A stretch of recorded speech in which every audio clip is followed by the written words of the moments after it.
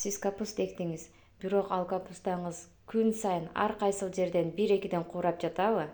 Эгер сизде дагы ушундай маселе бар болсо, же сиз жыл сайын капуста өстүрсөңүз, бул видеону аягына чейин көрүңүз, ошондой эле катталып алыңыз.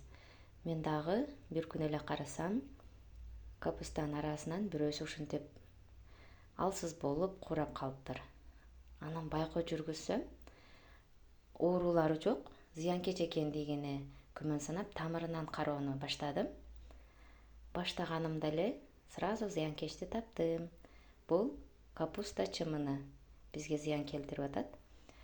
Мен бакчамда химикаттарды колдонбогондуктан бул зыянкеч менен дагы биологиялык жолдор менен күрөшүүгө аракет кылабыз. Алгач эле мен пияздан ачыткы жасап койгон болчумун. Ошону колдонобуз. Мен бул ачыткыны кадимки эле ашканадан чыккан пияздын кабыгы менен жасаган болчумун. Жасаганыма 10 күндөн ашып калган. Ушул капуста чымынына колдонуп көрөйүн деп чечтим.